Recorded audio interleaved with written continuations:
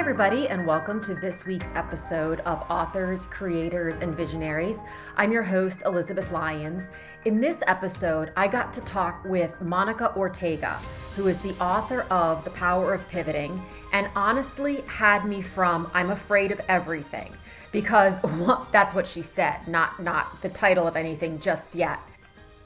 When you look at Monica's YouTube channel, her website, anything that she's doing, it looks like she's fearless.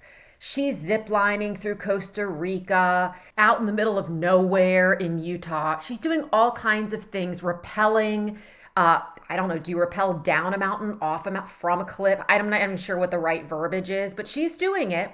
And so it was so fun to learn from her that she's actually afraid of everything. And she's just found a way to incorporate it into her life, to challenge herself, to go deeper into her own journey of figuring out what enough looks like for her, which I absolutely love talking to people about what their enough looks like. She's got a new venture going now that you can follow on Instagram called Denver Dining Duo, where she and her boyfriend go out to all these various restaurants and boutique restaurants, if that's even a thing, but I'm going to call it that, and bars, and they try all these different beverages and meals, and their photography alone is enough to keep you on the webpage for, in my case, far too long. But I loved every minute of it and definitely have to get to Denver soon just because of that. Basically, anywhere that Monica visits and documents is somewhere I'm going to want to go because she does such a great job of making it look remarkable,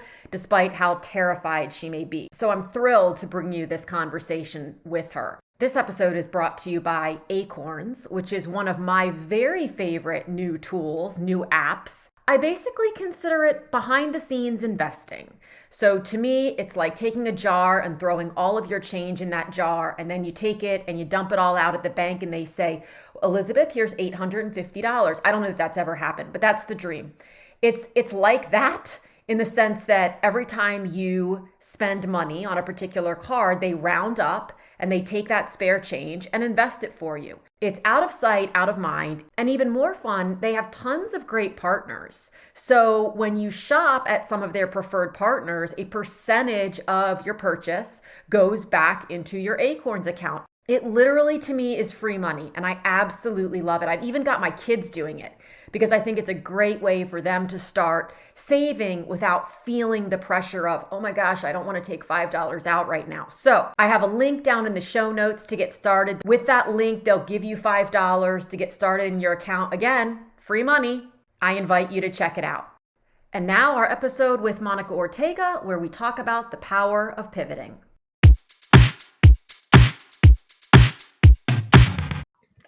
I'll be honest, I'm a little obsessed with you because so when I first became obsessed, let me tell you the trajectory of my obsession. First, when I read where it's, you had said you're afraid of everything and I was like, oh, I love that so much that you take it, and especially in the travel space, because I think that typically people will look at individuals who do, crazy travel stuff. I'm not saying that your stuff is crazy, but I think some of it probably was to you anyway, right? They look at those individuals like, oh, they must be fearless. So I love that so tell me a little bit about that.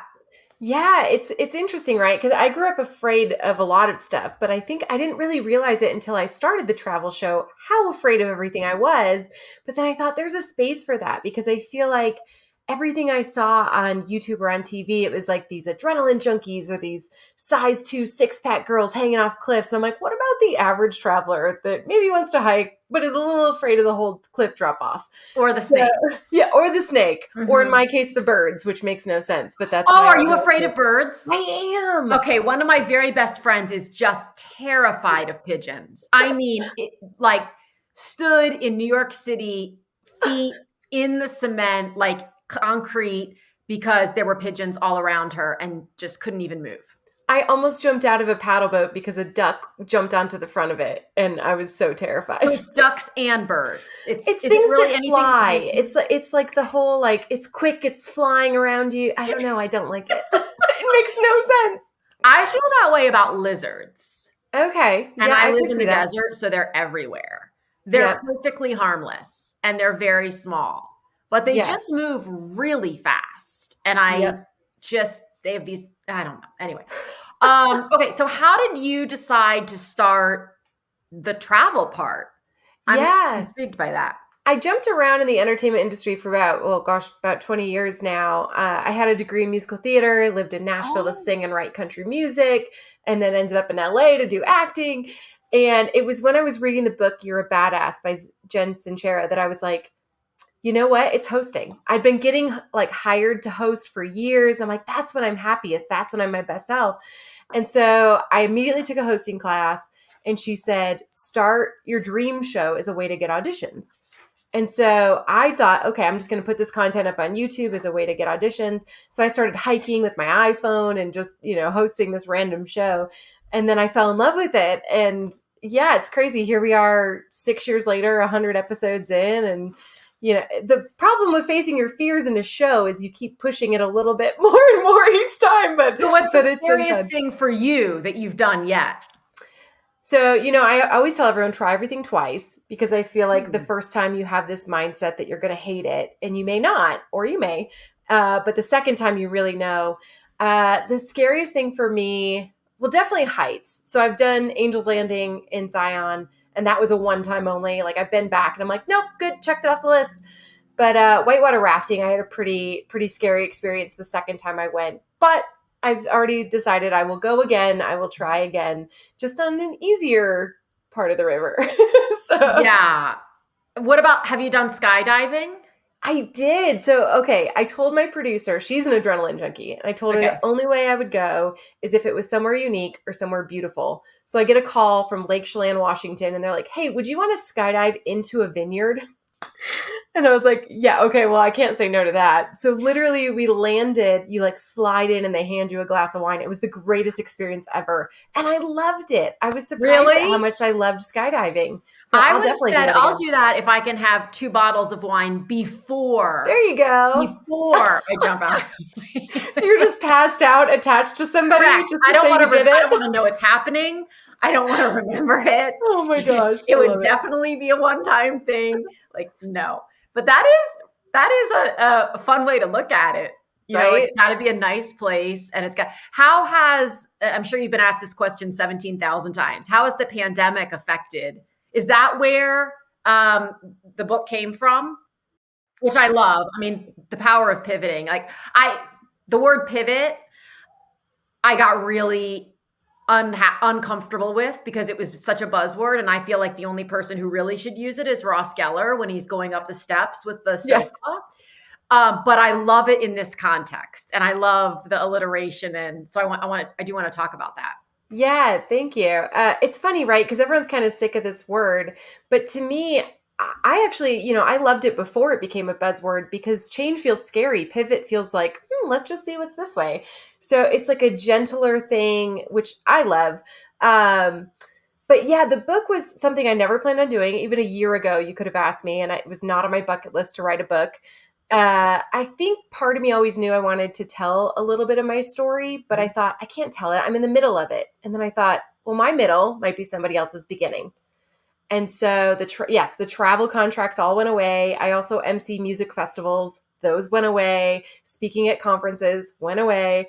So yeah, I took a break from the travel and I thought, well, let me just sit down and see if I have some story to tell. And within 3 weeks, I had a book and I thought, oh, I guess I had some stuff to share.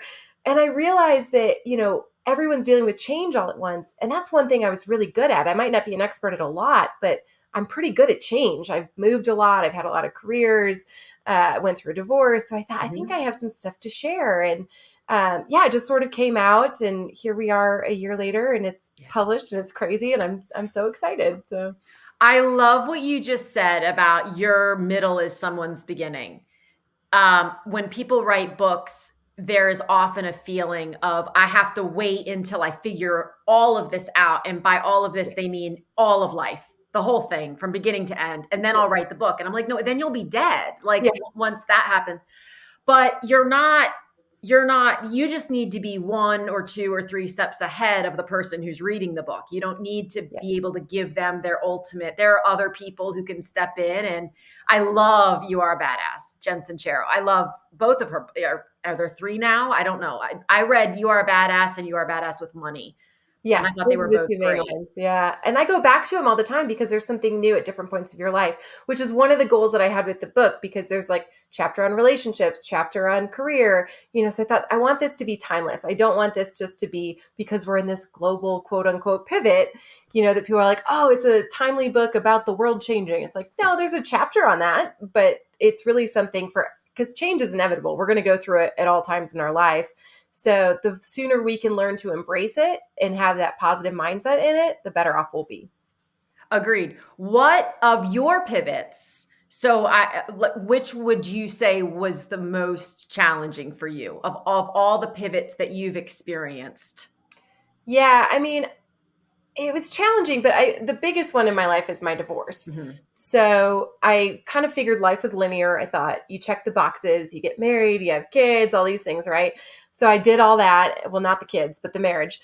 And I was miserable. And he was very emotionally abusive. Part of the travel show came out of the fact that he wouldn't travel. I felt very trapped and very miserable.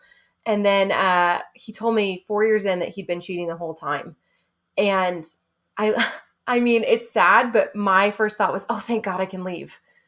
And I mean, I packed up, I was out, I had the papers drawn up the next week. Like I was done. Um, but it was the first time in my life I felt like I had this blank slate. And it was the first time in my life I asked myself, what do I want? Who do I want to be? What kind of career do I want? And, I really want to inspire people to ask those questions before their life blows up. But I thought it's like this big second chance, right? To kind of start building out the life that I wanted. So I feel like every moment from then on, I always say I'm fully present for the good, the bad, all of it. Like even every moment of going through the divorce, it was like, I felt it. I was alive after feeling like a shell for so many years. So, it was definitely a hard pivot, definitely a transitional pivot, but the best one I could ever ask for in my life because it woke me up. Yeah. And I think, it's one of the things that I hear a lot. I have 5 kids, which I know how it happened, but yeah, I don't know how it happened because it's not the original plan. But so many times when we as moms get so involved and invested in our kids' lives, and then ultimately they go off. So my kids range in age from 12 to 21. And for I don't know, 18 years or something, I had 5 of them in the house, and I'm no longer married. My ex-husband and I have a great relationship, but we're not partners in life. We're partners in parenting, as I have decided to say. So, it's you do feel I don't consider myself a single mom because I do have him as a supportive other parent, but I am doing a lot of things on my own as a single person. Right. And Yeah. so when now the oldest 3, 2 of which are twins, are in college. So when the first one went to college, 4 years ago, it was like, oh, I still have 4 here. Then the twins went off this past year, and all of a sudden it was 5 to 2, 5 kids to 2 kids. And one will go again in another year, and then the last. And a lot of my friends who have been in similar circumstances, they come out of this parenting thing and kind of go, what do I even want to do? And so this whether it's travel or whatever, taking on new things that maybe you don't even know if you'll like them or not. Yeah. And then discovering, wow, I really like this jumping out of an airplane thing, as long as I can land in a vineyard. It gives people an opportunity to figure out what comes next. Well, and that's one thing I say too, is like, because change is inevitable and we're going through it all the time. There's pivoting in relationships that maybe isn't a divorce, but having a baby, or like you said, kids going to college. So there's all these different times. And that's when it's like, okay, I'm in the pivot. Let's go back to square one. Let's figure out who I want to be. Let's make new goals, and if you can manage to do that, it's really exciting. And that change isn't so scary or sad anymore because it's an opportunity to go, ooh, okay, now what? And so I think if people can shift their mind in that way, that it takes the fear out of it a little bit. What's something that you tried that you were pleasantly surprised that you really liked, or shocked that you didn't? Well, skydiving, I was surprised at how much I liked it, but Yeah, shocked that I didn't. There's not much stuff that I didn't. There's definitely things that I probably wouldn't do again, Okay. but just like some of the scary height stuff, but I still enjoyed it in the moment. It was just like, okay, crossed it off the list. Don't need to do it again. Yeah, Yeah, I I'm get good. that. I've been to certain destinations, which I won't say what, but you're like, okay, I've seen what there is to see here. I'm good. Um, Shocked that I liked. I think I think moving. It's funny when I first moved to Chicago for college, it was a horrible experience. I talk about it in the book about how first bout with depression, like all this stuff kind of happened. And I was terrified of change after that. I thought, I can't ever move. I can't ever leave. I need my safety bubble. And then when I moved to Nashville, it was a different experience and I loved it. And then I started loving moving, probably too much, moved around too much. But even today, like, I just moved from LA to Denver and I love that like fresh start feeling. So I think that's probably something that surprised me that I really enjoyed. How do you, as someone who does enjoy moving, right? When you go to a new destination, like from LA to Denver, how do you get yourself into that space where you feel like you're not just constantly leaving people and you're not unable or uncomfortable making connections with people because you're thinking, well, I don't know how long I'm going to live here. How do you do that? Yeah, for me, I think it plays into my faith and just gut for anybody that wants to say gut feeling or universe or whatever. But I've always had signs of when to move. Like, so this is the craziest thing. In Nashville, I never wanted to leave. I loved it. And my agent kept telling me I had to go to LA. So I went to LA, was like, came back to Nashville. I'm in the bathroom at work talking to a tourist. And I said, oh, I just went out there. I'm looking at agents. She gave me her card. And no joke, it was the agent I was emailing. And she wanted to move to Nashville. And she said, hey, would you be interested in subleasing your apartment? And I'll get you in with the agency. So there's been like these huge moments of like, yep, time to go. Time to go. And yeah, it was the same thing leaving LA to Denver. I met my boyfriend sort of beginning pandemic, which was very odd. And we both kind of were in the film industry and said, I think we're good. And I said, yeah, pick a place with mountains. And he said, how about Denver? I was like, that feels good. So like, I think I I just love waited that. till that chapter was ready to close. And that helped make it a little bit easier. And then I always tell people, if you're moving, two tips I have is, if you're a sports fan, put on sports gear and go to a bar in normal times, because you'll immediately find your That would not people. be me. Yeah, but if you are a sports I don't even person, know what's a football team versus a baseball team, but anyway. it's the first thing I did in LA. And of course, you walk into a bar and there's a team that have your stuff on and they're like, get over here. So you Oh, automatically that's a like great idea have a though. group.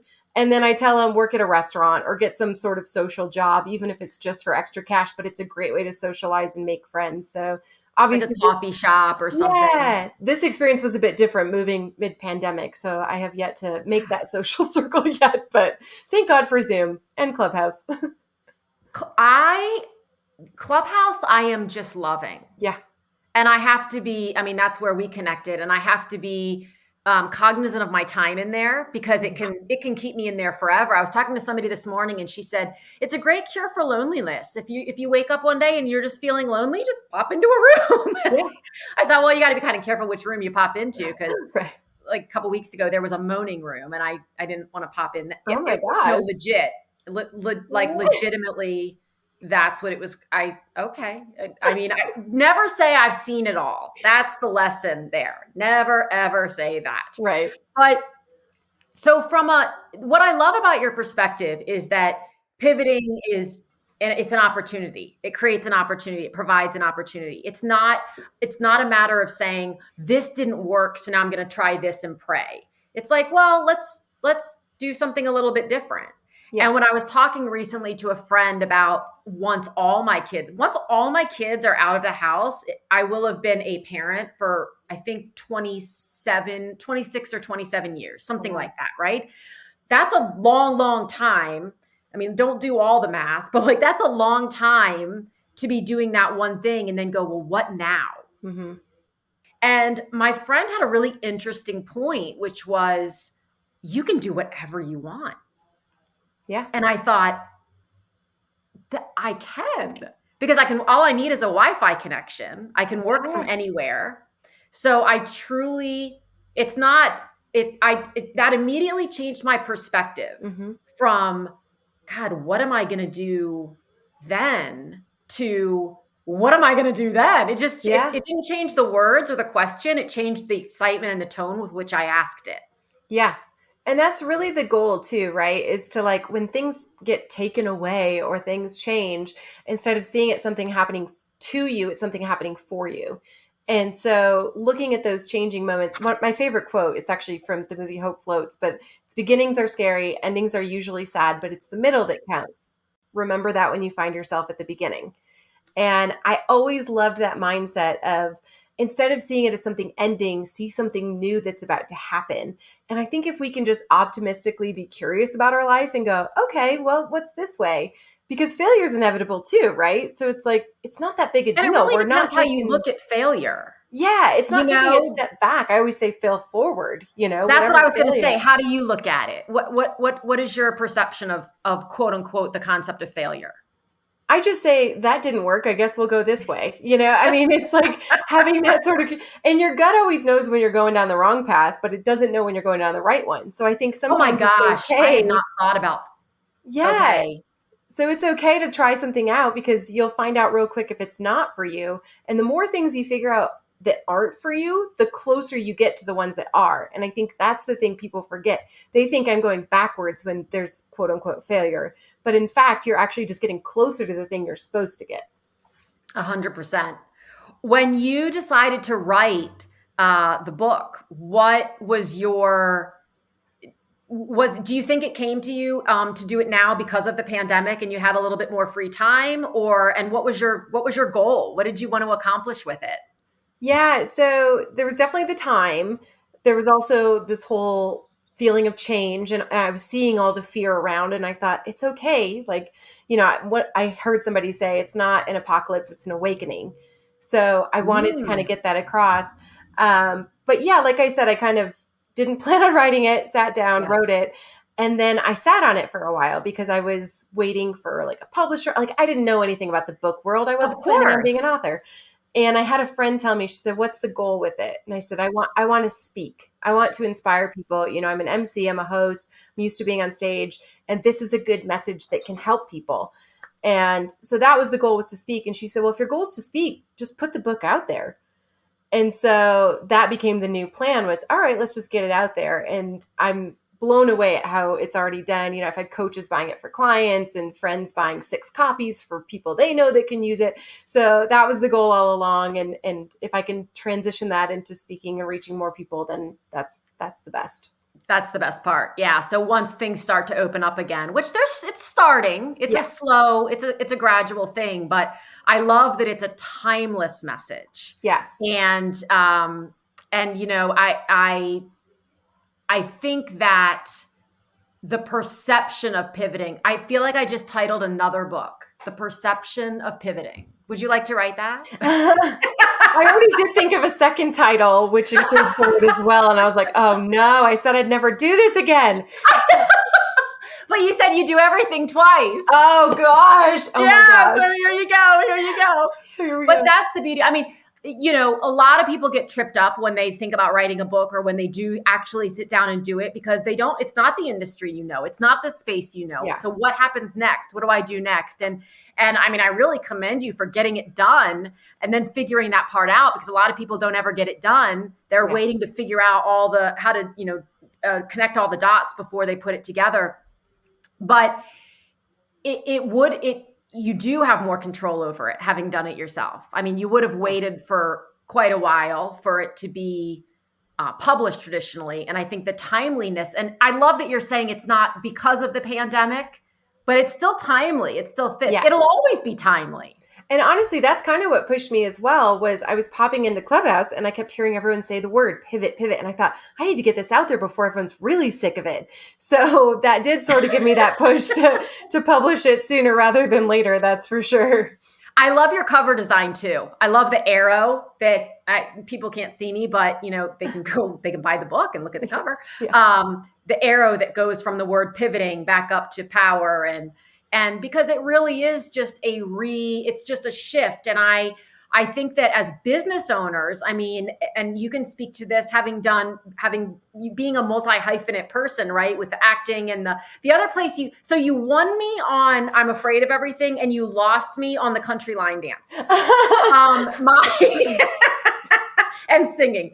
My partner in parenting many, many years ago, like 20 years ago, took me to a country bar in Flagstaff, Arizona. We're in Phoenix now, but his parents were in Flagstaff, and there was line dancing, and he said, "Let's go." And that was the first moment that I thought, I don't know if this is going to work. I think we were already married, but I thought, I just don't know. So maybe I'll meet you somewhere. I'll come to Denver, and I'll commit to doing that once, and maybe I'll be able to develop a newfound love for it. There we go. Well, I joke that I can't dance to save my life. It's actually funny that I teach line dancing at all. That is funny. Because I have no shame. So I'll just pull people out and like do the Running Man, and like I could get the crowd going. So I got hired more as an MC, but teaching dance, and I'm absolutely horrible at it. So, but I do joke that my upper half is white and my bottom half's Mexican. So at least my butt can move a little. That is absolutely fantastic. And I've watched, I went on to your website, which I will link for listeners. I will link it in the show notes. And I watched some of your videos of your travel. I don't like telling people that they remind me of someone, because everyone is their own unique person. Yeah. But you know who you reminded me of? And this is the biggest compliment coming from me, Samantha Brown. It's the dream. Really? Yeah. Oh my gosh. She was like my hero. I literally have her on my vision board back here. I've met her twice. Oh God, I'm obsessed You're with her. kidding. Yeah. But you're your own person. So I don't want to say like, oh, she's like Samantha Brown, because you're not. You're Monica Ortega. But it's just your energy and your enthusiasm, and you have no shame, but you're fun and you're relatable, and it's really fun to watch you do these things and kind of go, God, what's going to happen next? It's not a sterile, like, today we're in Paris and is there a video on there of the skydiving? There is. Yeah. Okay. I have to find that. Yeah. It's pretty fun. I was watching the Priest, Idaho. Oh yeah.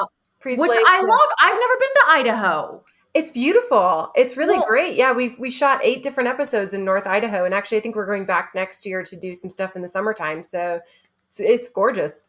That's what I was going to ask. What happens now with all of this? What happens with the travel? How has this last year caused you, if at all? I mean, you're in Denver now. Mm-hmm. You've written a book now. How else has it caused you to pivot your thinking in terms of what comes next? It's interesting because it's all over the place, right? And especially like, a year ago, I was also single and I was going to travel and everything. And, I met my boyfriend, and now we're a little bit more settled. And so there's that kind of coming back into the plan maybe. But yeah. And then, so one of the things I kept running into was people saying, there's no through line. You have a podcast about entrepreneurship called Stumbling Forward. You have a travel show, and then you have a book that talks about your divorce. But in my mind, there is a through line, and it's facing your fears and breaking out of your comfort zone and choosing to live your best life. So I know my why, and now it's a matter of combining the pieces. So there's definitely going to be like a rebrand of everything sort of falling under me, because right now it's kind of all over the place trying to explain it to people. But I did just, it's been weird not traveling and not putting stuff out there, especially after doing it for 6 years straight.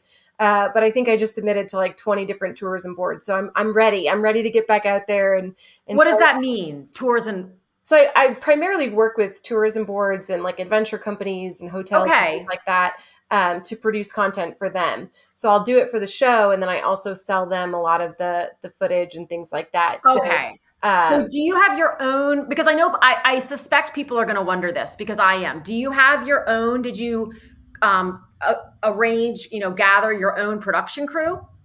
It's my best friend who, it's great. So actually the first 2 years, like I said, it was my phone and it was whichever friend could hold the phone. I love this. And then I had a trip to Costa Rica and my friend couldn't go. And so I put on Facebook, I was like, hey, free trip. All you got to do is buy a flight.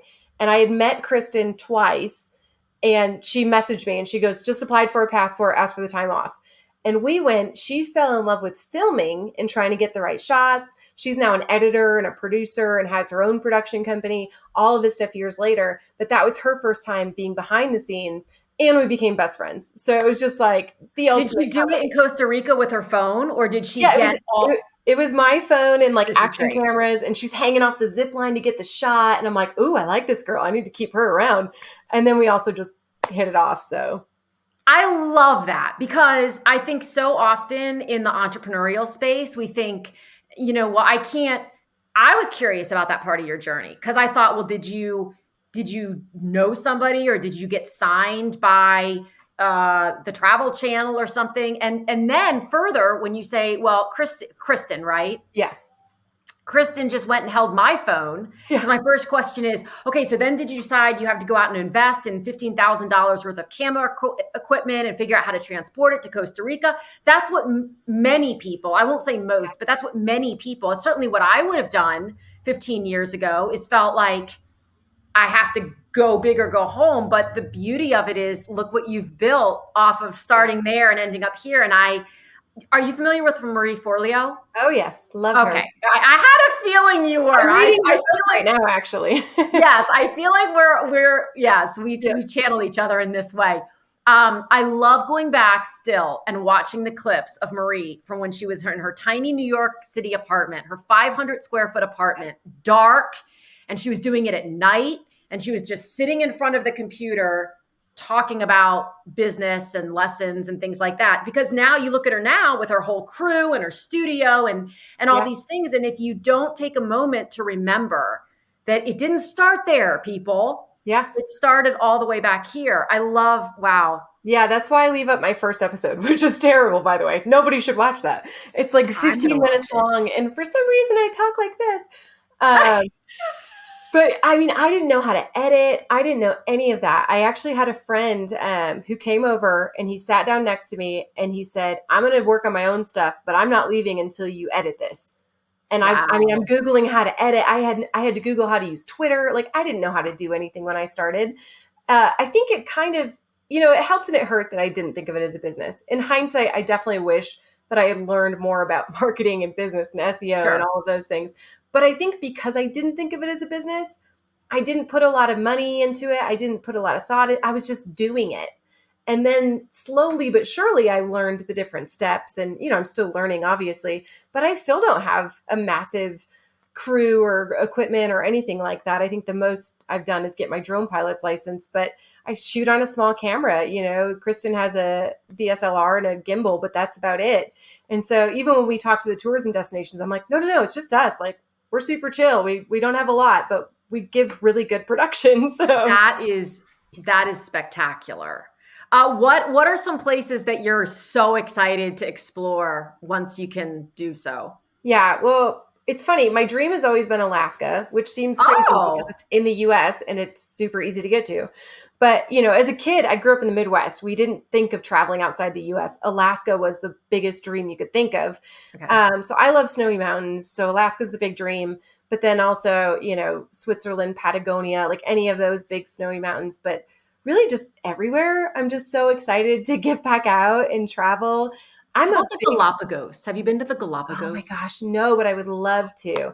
I'm actually contacting. Can I be like your coffee getter in the Galapagos? Yes, okay. Please. I'm actually contacting cruise lines because I want to show that, they're doing it safely. We're getting back out there. They're having fully vaccinated cruises, different things like that. And one of them goes to the Galapagos. So it's on my list of trying to make that happen. That's one of my dream destinations. Yeah. Oh my gosh, it would be amazing. But I'm loving this shift that everyone's finding adventure in their backyard. The road trip is coming back, camping and hiking. These are things I've always done and been passionate about. But to see people going, oh, I guess we'll just take a road trip and discovering how amazing that is, I love, because that's what I grew up doing. That's what I was thinking when I watched your show in Idaho. I've never been to Idaho, and my stereotypical idea of it was not at all what I saw. And I thought, I think maybe that should go on the list. And I agree that in the last year, people have had to get creative. You don't have to go to the Galapagos or the Maldives or the Seychelles or whatever to experience great travel and to get to know yourself better and meet interesting people and learn things and maybe jump out of airplanes. I don't know. I will not be jumping out of an airplane in the Galapagos unless I was going to say unless a turtle can go with me, but I feel like that's probably not legal. That's Like, I don't probably not think nice to the turtle. that's what I mean. I don't want to be like, maybe what the deal needs to be is I need to land on a beach with turtles. Yeah, there you go. You can Does slide in that and seem hang out with appropriate? them. But we can Yeah. make that a thing. I think so. I think so. Have you been to the last question about travel? Because I'm so excited. Have you been to the Bahamas island where the swimming pigs? Oh my gosh, no. So I've been to the Bahamas on a cruise, but that's Okay, not really, you just get off at the port for sure. an hour. So no, I would love to go back to that. And I found out after I got back from Costa Rica that they have a whole dog area where there's like hundreds of adoptable dogs just running. Oh, I was like, how did I miss that? All right, reason to go back. And they have at least 2, if not more, sloth sanctuaries. And Oh my I am gosh. here for all of that. Like, Although it would I feel like just, you're frozen because they don't move fast. no, for sure. You legitimately have to just sit in your space. That you have to this is how I understand it. You have to let them come to you, which of course takes a while. Yeah. But you just sit there and they just do whatever they're going to do. You kind of have to be I a love it. statue. I don't know how well I would do if they actually like climbed on me, because I just want to hug them and talk to them. And I feel like I would transmute them into Flash from Zootopia and think that it was supposed to start talking to me or something. Right. But I'd be talking to it. That is definitely on my list. Did you love Costa Rica? Oh, it's incredible. It's Yeah. absolutely incredible. I mean, that was my bucket list one, that in Alaska were my bucket list ones before I went. And I Okay. kept thinking, I love it too much and I haven't gone yet. It's going to disappoint me. It did not. It exceeded everything. The food, the people, the adventure. It's just, it's incredible. I've heard it's absolutely like a must do. So it's on my list for either 2021 or maybe 2021 may not happen, but 2022 for sure. I've got to get there. And now do you take books with you? So what's your, I'm often curious how authors choose to partner their books with what they're doing, because for most authors, they're not just authors. They're doing multifaceted things. And so how can you incorporate your book into what you're already doing? Yeah, it's kind of interesting, right? Because the book doesn't really touch on travel a lot. Well, it just came out, so I have no idea how I'm going to merge the two yet. But I am applying to speak. I'm really passionate about the high school to college transition. So I would love to start speaking in schools, speaking to people in business about that, transition in jobs, all of those things. So I will absolutely be bringing my books to those. And I do speak at travel conferences, so I'm sure I'll bring them and kind of throw that in of like, hey, if you're dealing with change, here's a book. Here's an idea. Right. Well, yeah, I think that's a brilliant idea. I think you should have a box of them in your car at all times. That's my personal opinion. Well, I'm doing that already just for photo ops because I love to hike and go to beautiful places. So I'm like, I just gotta bring my book everywhere and put it in all these places. So yes, at the top of a very, very high mountain, or holding it while you're jumping out of a plane. There we go. I can think of, oh my God. What is the best place for people to find you? You're actually kind of all over the place. If you Google you're everywhere. So what's the best place? So pretty much everything is on the website, monicagoes.com. And then on social media, including the YouTube show, it's all at Monica Goes Show. And then there is a Facebook and Instagram for @Power of Pivoting. And the book's available on Amazon. Perfect. Amazon. That's the next question I was going to ask you, is where can they get the book? That's perfect. I will link it all in the show notes. Thank you so much for joining. I'm so glad to have found you and to keep following your adventures. And I'm not kidding about being your coffee girl in the Galapagos. Let's go. Okay. Thanks for having me. You're so welcome. Thank you so much for tuning in. If you enjoyed this episode, this is your friendly reminder to like, subscribe, and share so we can keep getting the word out. Pun intended. And if you're looking for a fun, productive workshop to get your book written, I invite you to check out my newest free on-demand book writing workshop, as well as a slew of other book writing and publishing resources over on my website, publishaprofitableBook.com. Again, thanks so much for joining in, and I'll talk to you again soon.